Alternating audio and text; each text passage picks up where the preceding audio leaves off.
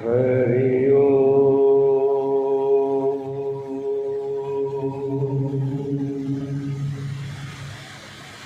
हरि ओम।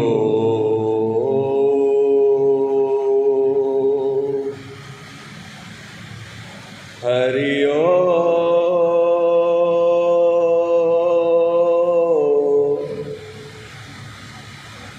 हरि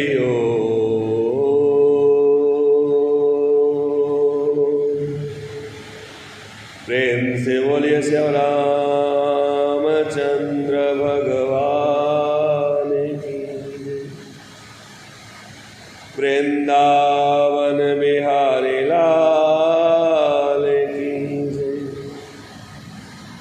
उमापति महादेव की जय।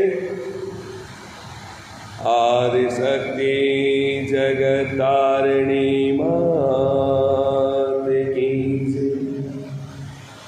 श्री सत्य सनातन धर्म की जय। सद्गुरु भगवान की जय।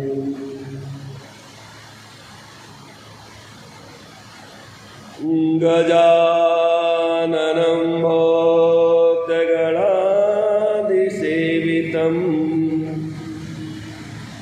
कपित्थजम्बो फलचारुभक्षणम् उमासुतं शोकविनाशकारकम् नमामि विघ्नेश्वरपादपङ्कजम्। सशङ्खचक्रं सकिरीटकुण्डलम् सपीतवस्त्रं सरसेरुहेक्षणम् सहारवक्षस्थलकौस्तुभं श्रियं नमामि विष्णुं शिरसां चतुर्भुजम्। शान्ताकारं शिखिरशयनं नीलकण्ठं सुरेशं विश्वधारं स्फटिकसदृशं शुभ्रवर्णं शुभाङ्गम् गौरीकान्तमत्रितयनयनं योगविद्यानगम्यं वन्दे शम्भो भवभयहरं सर्वलोकैकनाथं। शिवजी सर्वलोकैकनाथं।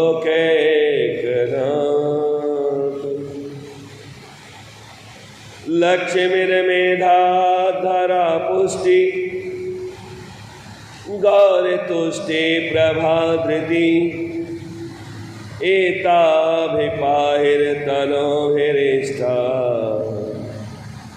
अभिविरमा सरस्वती। आपदापमहर्तारं दातारं सर्वसम्पदां लोकाभिरामं श्रीरामं भूयो भूयो नमाम्यहम्। अतुलितबलधामं हेमशैलाभदेहं दनुजवरं कृशानं ज्ञानिनामग्रण्यम् सकलगुणनिधानं वादराळामधीशम् रघुपतिप्रियभक्तं वातजातं नमामि। श्रीकृष्णाय गोविन्दाय हरये परमात्मने प्रणतक्लेशनाशाय गोविंदाय गोविंदाय नमो नमः गोविंदाय नमो नमः। प्रेम से बोले वृंदावन बिहारी लाल की। छोड़ बैठा है सारा जमाना मुझे, छोड़ बैठा है सारा जमाना मुझे। दात अब आप ही दो ठिकाना मुझे, दात अब आप ही दो ठिकाना मुझे।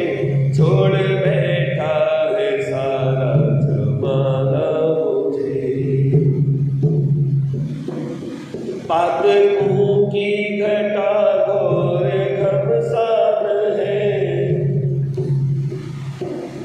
पातकों की घटा घोर घमसान है। और खल सिंधु का वेग बलवान है। काम मद क्रोध माया का तूफान है। देह जल पान का जीर्ण सामान है। काम मद क्रोध माया का तूफान है। देह जल पान का जीर्ण सामान है। चाहते हैं मिला कर डुबाना प्रभु, चाहते हैं मिला कर डुबाना प्रभु। नाथ अब आप ही तो ठिकाना मुझे, नाथ अब आप ही तो ठिकाना मुझे। छोड़ बैठा है सारा जमाना मुझे। क्या तुम्हें दीन गज ने पुकारा नहीं, क्या तुम्हें दीन गज ने पुकारा नहीं।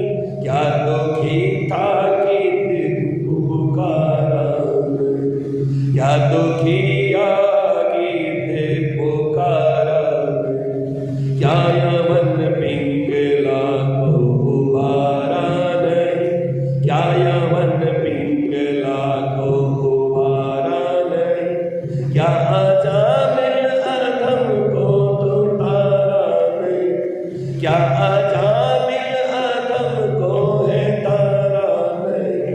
फिर बताते हो क्यों कर बहाना मुझे, क्यों बताते हो क्यों कर बहाना मुझे। नाथ अब आप ही तो ठिकाना मुझे। छोड़ बैठा है सारा जमाना मुझे। नाथ अब आप ही तो ठिकाना मुझे। छोड़ बैठा है सारा जमाना मुझे।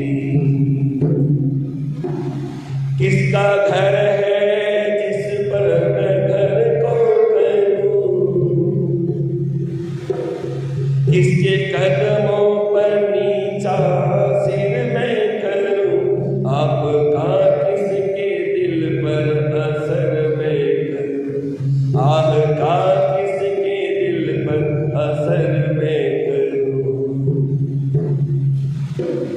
किसके कदमों पर नीचा मैं सिर को करूं, आह का किसके दिल पर असर मैं करूं। आह का किसके दिल पर असर में। किसका घर है जिस पर मैं घर करूं, किसका घर है जिस पर मैं घर करूं। अश्रु के बिंदु जिनकी नजर में करूं, अश्रु के बिंदु जिसकी नजर में करूं। आखिरी ये है विनती सुनाना मुझे, आखिरी ये है विनती सुनाना मुझे। नाथ अब आप ही तो ठिकाना मुझे, नाथ अब आप ही तो ठिकाना मुझे।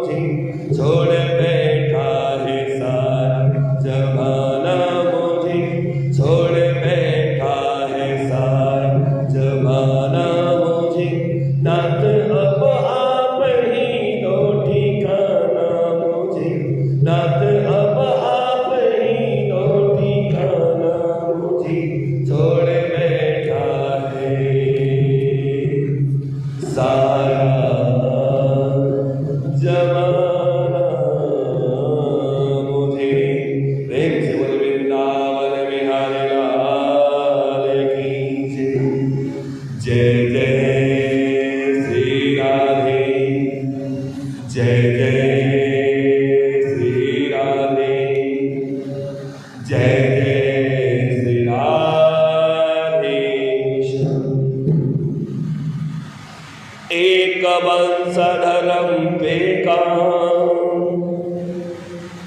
यथिष्ठं बरभावति तत्रैका जगृहे पुत्रं लोभासुरान् बहुस्तथा लोभासुरान् बहुस्तथा। द्वे भार्ये सगल सत्यां तपसा दग्धकिल्बिषी ज्येष्ठा विधर्मदोहिता केसरी नाम विश्रुता, केसरी नाम विश्रुता। हरिवंश पुराण के हरिवंश पर्व के अंतर्गत वैष्णव पायन जी महाराज जन्मेजय को कथा सुनाते हुए कहते हैं कि संसार में बहुत सारे लोग पुत्र की कामना करते, परंतु पुत्र किस प्रकार से होने चाहिए। जैसे आपके पास आपका बच्चा आता है, आपसे कहता है कि आप हमको 10 रुपये दे दो, 100 रुपये दे दो, 50 रुपये, तो आप बच्चे से पूछते हैं ना कि भाई उस पैसे का क्या करोगे। मन में होता है कहीं ऐसा नहीं मैं उसको दे दूं और बच्चा अलग अलग खर्च कर दे कहीं।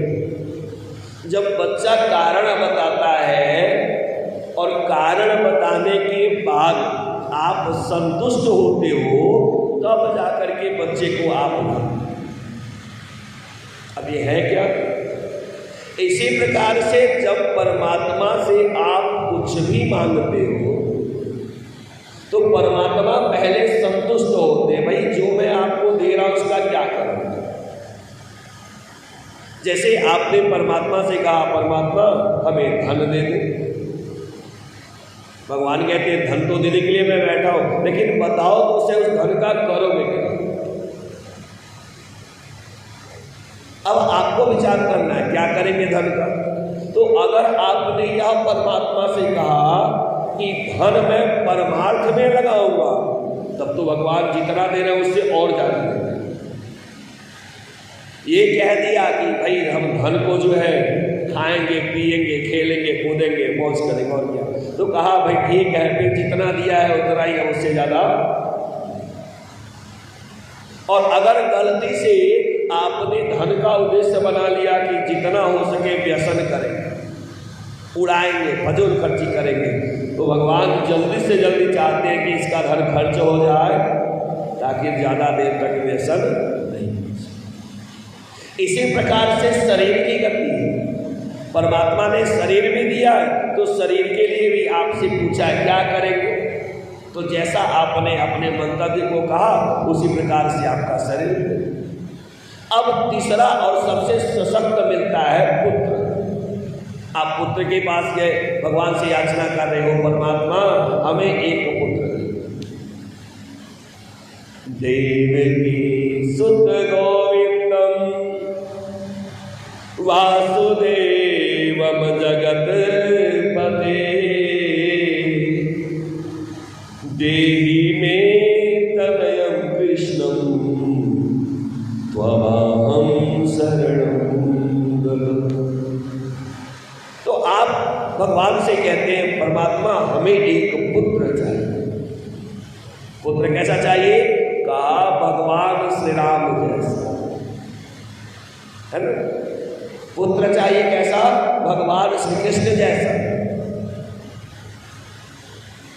तो जिसके पास संतोष है, भगवान भगवान कहते हैं कितने पुत्र चाहिए, 1 चाहिए, 2 चाहिए, 4 चाहिए, 6 चाहिए, कितने चाहिए?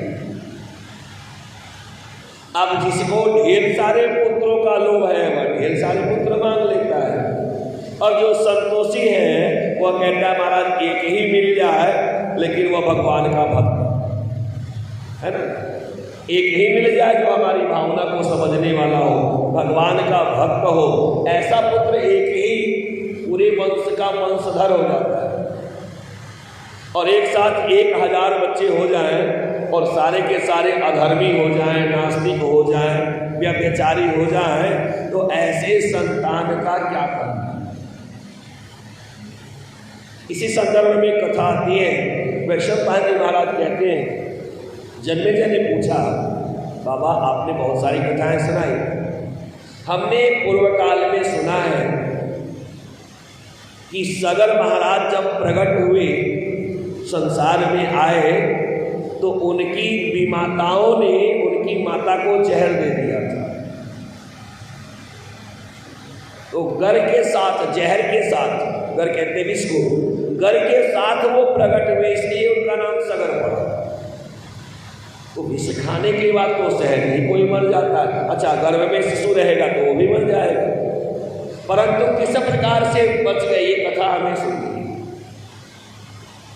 वैशंपायन जी कहते हैं, सूर्यवंश में ही एक राजा होते हैं जिनका नाम होता है बाहु। बाहु ने जब से राज्य संभाला अपने जीवन को जुआ खेलने में, व्यसन करने में, शिकार करने में व्यतीत कर दिया।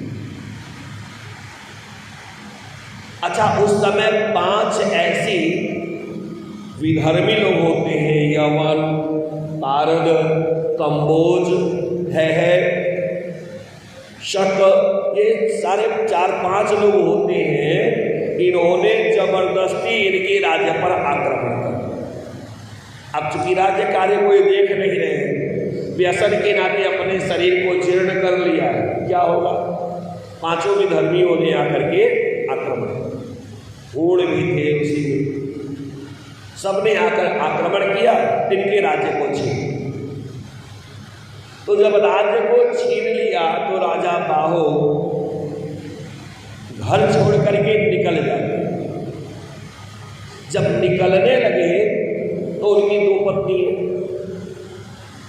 राजा बाहो की 2, पहली वाली पत्नी को कोई संतान नहीं, तो इन्होंने दूसरा विवाह किया। जब दूसरा विवाह किया, भगवान की कृपा हुई और संतान गर्भ में आई, तो पहले रानी मन ही मन जलने लगी,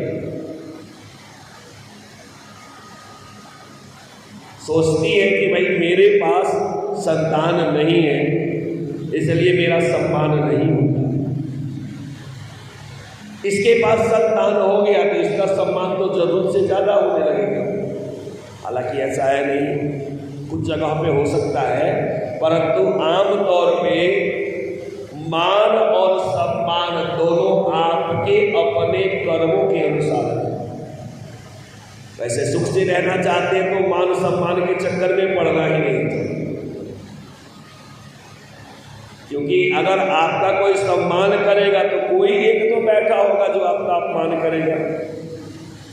भगवान शिव को देखिए, निर्गुणम निर्मलम, सारे मान अपमान सबसे परे, चाहे कोई 10 भत्सना करके चला जाए, निंदा करके चला जाए, स्तुति करके चला जाए, शिव जी वैसे ही मुस्कुराते रहते, ठाकुर जी हमेशा मुस्कुराते रहते हैं।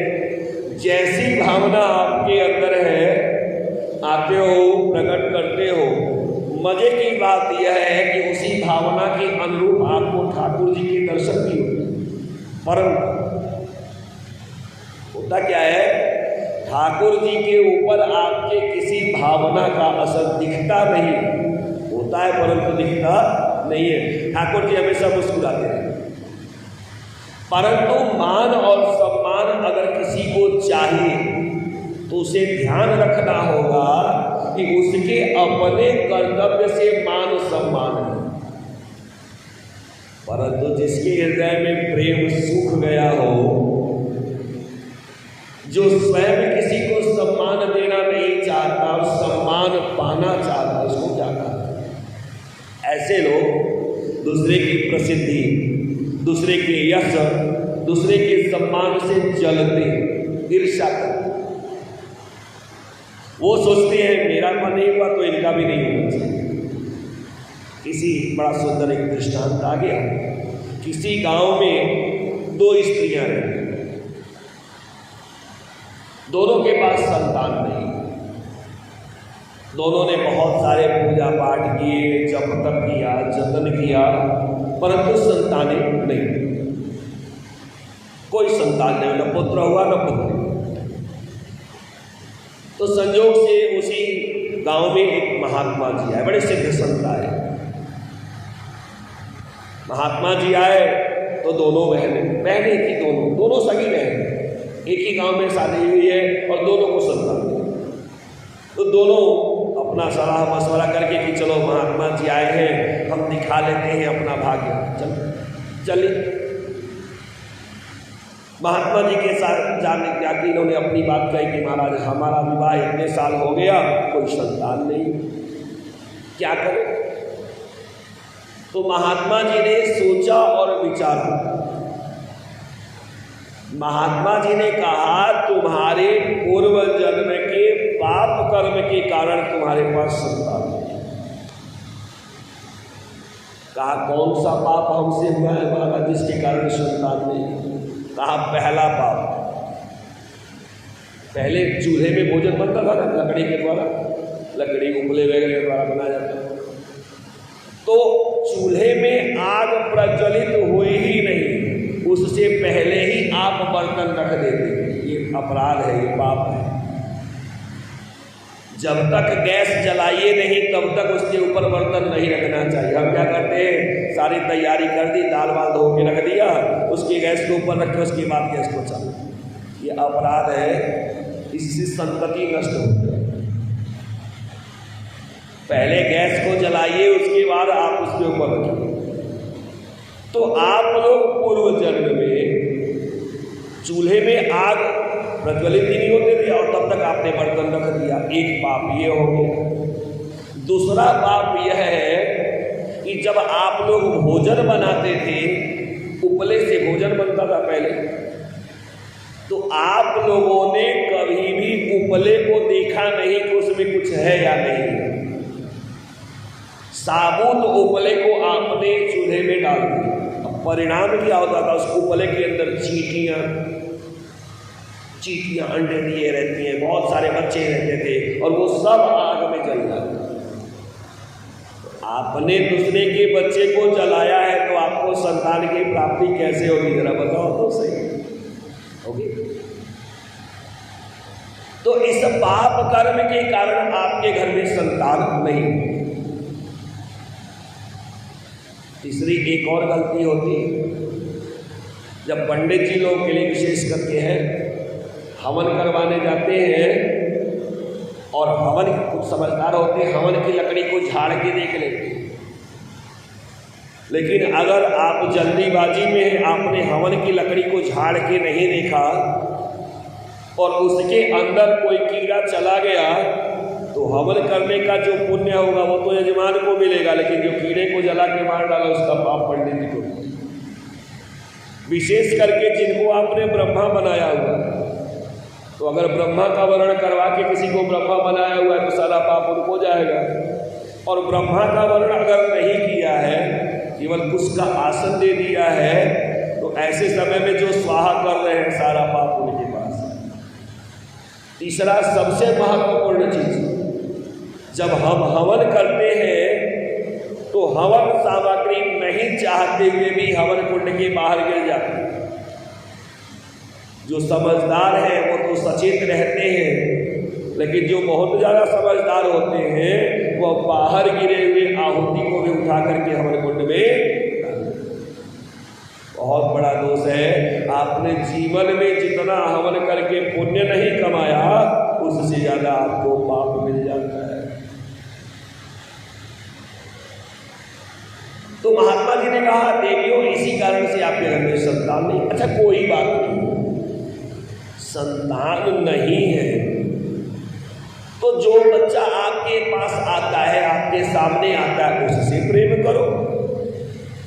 अगर कोई नहीं मिलता तो भगवान श्री कृष्ण का एक बाल स्वरूप लेके आओ, छोटे से लड्डू गोपाल को, और बड़े प्रेम से घर में स्नान दे दो, पधरा दो, और उसके बाद उन्हीं को स्नान कराओ पंचामृत से, उन्हीं को चंदन लगाओ, उन्हीं को कपड़े पहनाओ, उन्हीं की पूजा करो, हो गई पूजा। जितना सुख आपको अपने पुत्र से नहीं मिलेगा, उससे कई लाख गुना सुख ठाकुर जी की पूजा करने से वो करो। दूसरे के बच्चे, कोई बच्चा जा रहा है, कुछ आपके हाथ में है, उसे भी से निकाल के थोड़ा सा दे दो। सारे बच्चों से प्रेम करो। तो स्त्रियों ने कहा महाराज ठीक है, लेकिन हमें लगता नहीं, वैसे तो हम करते हैं, फिर भी हमें लगता नहीं कि इससे हमारे मन को संतुष्टि मिल जाए, कोई उपाय हो तो बताइए। अब देखिए संत कैसा उपाय बताते हैं। संत ने कहा एक काम करो, चले जाओ यहाँ से, और जो भी बच्चा दिखाई पड़े उस बच्चे के बाल को उखाड़ के लेके आना, और जब वह बाल उखाड़ के लेके आओगे तो उसी से मैं यंत्र बना दूंगा, और वही यंत्र आप पहन लेना। पहनने के बाद आपके घर में संतान हो जाएगी। अब दोनों सगी बहन हैं, दोनों चल रहे। छोटी बहन सुबह से घूमते घूमते शाम हो गया, बच्चे तो बहुत सारे मिले, लेकिन उसकी हिम्मत ने जवाब दे दिया, किसी की इतनी हिम्मत ही नहीं हुई कि किसी के बाल को पकड़ो, उखाड़ो और लेके आओ। वो बड़ी बहन संयोग से घूमने के लिए निकली, तो उसको दिन भर कोई बच्चा मिला ही नहीं। शाम के समय मिला, बच्चा खेल रहा था, तो उसने मुंडन वगैरह हुआ नहीं था, उसका बाल पकड़ा और खींचा। तो जब किसी का बाल उखाड़ेंगे तो जीवित रहेगा कि मर जाएगा? बच्चा गिरा वहीं पर। जब बच्चा खत्म हो गया और वही बाल से रक्त निकल रहा है, वैसे ही लेकर के चल गए, लाके महात्मा जी को दिया। महात्मा जी लीजिए। छोटी बहन खाली हाथ आ गई। बड़ी बहन ने कहा महात्मा जी ये लीजिए, अब यंत्र बना दीजिए ताकि मेरे घर में संतान हो जावे। महात्मा जी ने कहा पुत्री, यह तो तुम्हारा पहला जन्म है, यह तुम्हारा पहला जन्म है। 7 जन्म और तुम्हारे घर में कोई संतान उत्पन्न नहीं होगी। अरे जिसके मन में दूसरे के बच्चे के प्रति प्रेम नहीं है, दूसरे के बच्चे के प्रति आदर का भाव नहीं है, जिसका मन प्रेम से शून्य है, ऐसे घर में संतान हो भी तो कैसे हो? तुम्हें संतान की प्राप्ति नहीं होगी, जाओ यहां से। बड़ी बहन चली गई तो छोटी बहन आई, खाली हाथ। महात्मा जी ने कहा क्या हुआ, बाल ला के दो। छोटी बहन ने कहा प्रभु क्षमा करे, मुझे किसी संतान की इच्छा नहीं, मेरे पास संतान नहीं। तो मैं उस दर्द को समझ नहीं हूं, उस पीड़ा को समझ नहीं हूं। अगर मैंने किसी के बच्चे के बाल को उखाड़ा, उसकी मृत्यु हो गई, तो उसकी मां की हृदय में क्या? मुझे संतान नहीं मिलनी है, ना मिले, लेकिन मैं किसी के बच्चे के बाल को पकड़ के नहीं उखाड़ पाऊंगी। महाराज संत बहुत प्रसन्न हुए। हे बेटी जाओ, बहुत शीघ्र तुम्हारे घर में एक पुत्र होगा जिससे तुम्हारा जीवन सुंदर।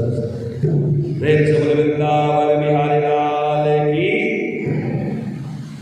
इस तरह से जब राजा सगर की माता चलने लगी तो उनकी जो विमाता है उन्होंने अपनी सौत को जहर दिया, यह सोच के जहर दिया कि यह भी मर जाएंगी और इनके अंदर का जो गर्भ है वो भी। लेकिन हम लोग अपने अवधि में या अवधि और भोजपुरी मिक्स में कहिए एक बड़ा सुंदर भजन गाते हैं, पता नहीं आप लोगों को समझ में आएगा, लेकिन मैं एक लाइन गाता हूँ। जे के नाम ना बिगड़ी ओ के लोग का बिगाड़ी, जे के नाम ना बिगड़ी मर्जी जे रही भगवन के, ओ कबो केहू से नहारी, जे के नाम ना बिगड़ी ओ के लोग का बिगाड़ी। अगर परमात्मा की कृपा है और परमात्मा आपके साथ है तो सारा संसार आपका विरोधी हो जाए, आपका बाल बिका नहीं। और परमात्मा अगर आपके साथ नहीं है तो सारा संसार आपकी सहायता करता रहे, लेकिन आपको कुछ भी मिलने वाला नहीं। प्रेम से श्री कृष्णचंद्र भगवान की। अब जब ये चले तो रास्ते में ही राजा बाहु का निधन हो गया। उन्होंने अपने शरीर का त्याग किया, बीमारी थी बहुत सारी। अब ये निराश्रित घर के साथ जहर के साथ अब ये घूम रही, कहाँ जाए क्या करें। संजोग से इनको औरव मुनि मिल जाते हैं। एक मुनि का नाम है औरव, जिन्होंने औरव अग्नि की स्थापना की थी। अब वो मिले, दया आ गई, लेकर के अपने आश्रम पे आए। पुत्री चलो मेरे आश्रम में, चिंता मत करो, सब अच्छा हो। शगर की माता जी ने कहा कि महाराज कैसे अच्छा होगा, मुझे ऐसा लगता है जो मेरी हालत हो वो खराब हो रही है। मुझे ऐसा लगता है कि जैसे मेरी सौत ने मुझे जहर दे दिया। अब ना ही मैं बचूंगी ना ही मेरा बच्चा बचेगा, क्योंकि मेरे आंख की आदि अंधेरा छा। और उन्होंने ने कहा चिंता मत करो, परमात्मा है, भगवान है, जीकर रक्षक नारायण कोई कैसे मारी जाए।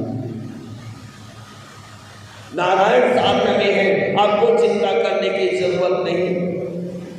हमें चिंता नहीं उनकी, उन्हें चिंता नहीं।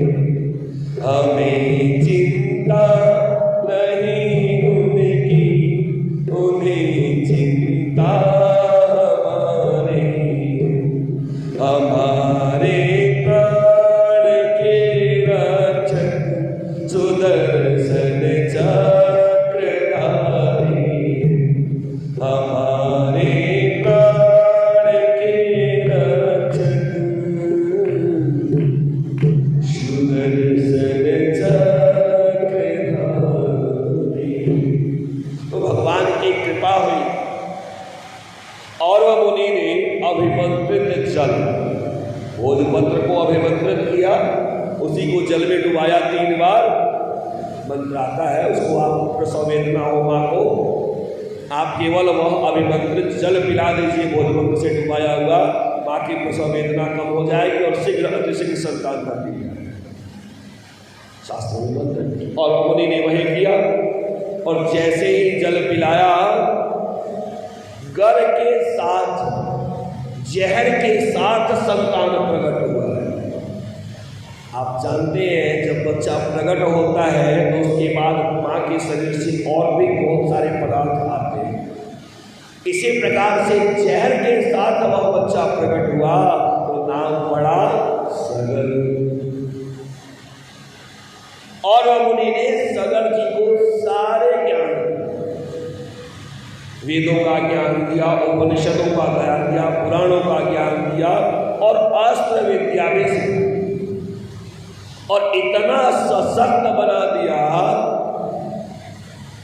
कि राजा सगर ने उस समय पूरी पृथ्वी को जीता। और जो यवन है, पारद है, कंबोज है, हूण है, इन सबको पकड़ के मारने चले और सबको अपने प्राण की रक्षा कोई साधन नहीं मिला तो सारे के सारे लोग वशिष्ठ जी के शरण में चले। महाराज क्षमा कर दे, गलती हमसे हो गई, हमने इनके पिता के राज्य को लिया। राज्य तो हम देते हैं लेकिन हम चाहते हैं हमारे प्राण की रक्षा। वशिष्ठ जी ने सगर को समझाया, बच्चे जाने दो, छोड़ दो, लेकिन शर्तों पे छोड़ना।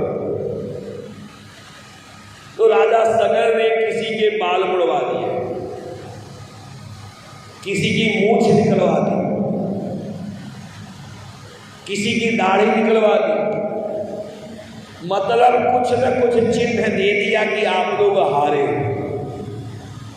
राजा सगर पूरे पृथ्वी का एक छत्र साम्राज्य कायम करते हैं। राजा सगर का भी विवाह होता है तो दो रानी, एक विदर्भ नरेश की पुत्री है और दूसरी है वीरसेन की पुत्री। ये दो रानियां हैं। एक है जो अरिष्ट देवी यानी महर्षि कश्यप की पुत्री है और दूसरी है विदर्भ। समय के अनुसार दोनों का विवाह हुआ। विवाह के काफी समय तक इनको भी कोई संतान नहीं। वशिष्ठ जी के पास गई, वशिष्ठ जी ने कहा ऐसा है, संतान के मामले में आप मुझसे मत मांगो, बाकी चाहे कुछ कहो मैं करूँ। दशरथ जी का पुत्र कामेष्टि यज्ञ वशिष्ठ जी ने करवाया था। सारा यज्ञ वो करवा सकते हैं, परंतु दशरथ जी के पुत्र कामेष्टि यज्ञ को जब करवाना हुआ तो उन्होंने किसको बुलाया? श्रृंगी ऋषि को। स्वयं करवा सकते थे परंतु करवाया नहीं। तो वशिष्ठ जी ने कहा भाई मुझसे संतान की कामना मत करो, एक काम करो, जिसने आपको नवजीवन दिया है उन्हीं के पास। तो और वो मुनि के पास दोनों रानियां पहुंची। दोनों पहुंची, दोनों ने हाथ जोड़े, कहा महाराज हम चाहते हैं हमें संतान, क्योंकि पुत्र बिना गते न आस्ति हस्त जायते ध्रुवम पुं नाम नरको त्रायति ते नाम पुत्रा। एक नरक होता है जिसका नाम होता है पुं, उस नरक से जो रक्षा करता है वह होता है पुत्र। पुं नाम नरकम त्रायते इति पुत्रा। तो महाराज हमें संतान आपके कृपा से चाहिए, चाहे कैसे।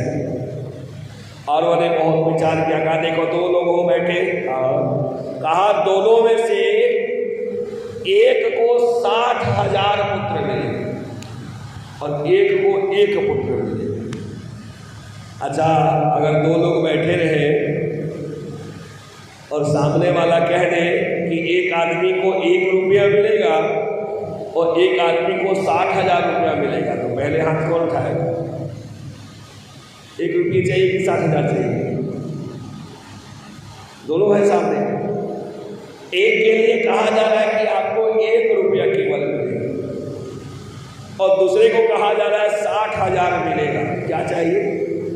सब लोग कहेंगे 60,000 चाहिए। तो बड़ी रानी ने अपना हाथ उठाया, महाराज हमें 60,000 चाहिए, हमें 60,000 पुत्र चाहिए। और वो मुस्कुराने लगे, कहा बेटी ले लो, लेकिन याद रखो जहां संख्या अधिक होती है वहां पर भ्रष्टाचार भी होता है।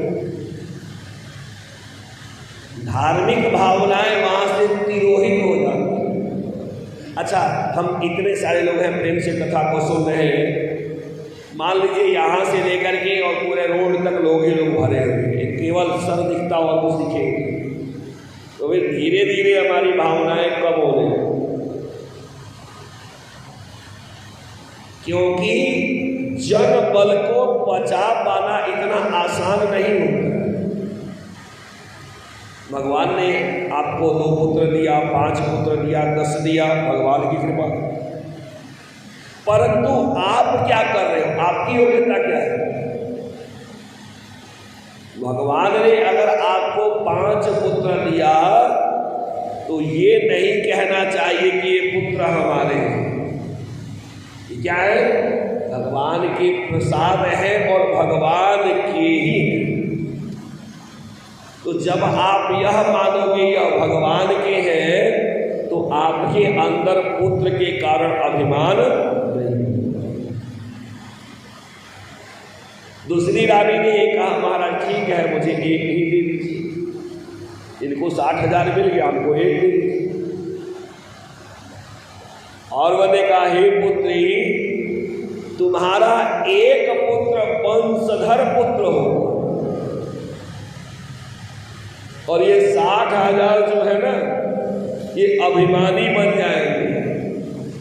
और वही हुआ। राजा सगर की बड़ी रानी ने एक तुम्बी को जन्म दिया, प्रकट किया समय। तुम्बी समझते नहीं? लौकी समझते? तो लौकी को जब सूख जाता है तो उसको तुम्बी कहते हैं। उसको जन्म दिया, उसमें राई के दाने के बराबर 60,000 बीज। 60,000। राजा सगर की व्यवस्था बड़ी अच्छी थी। उन्होंने प्रत्येक एक को घड़े में डलवा दिया। ये प्रतीकात्मक कथा है, प्रतीक है। अभी आप मत सोचिएगा बच्चे को घी में डालेंगे तो बच्चा जीवित रहेगा कि चला जाएगा ऊपर। बच्चे को घी में डालेंगे, घी के घड़े में डाल देंगे तो बच्चा जीवित रहेगा। प्रतीक है, समझाया गया है।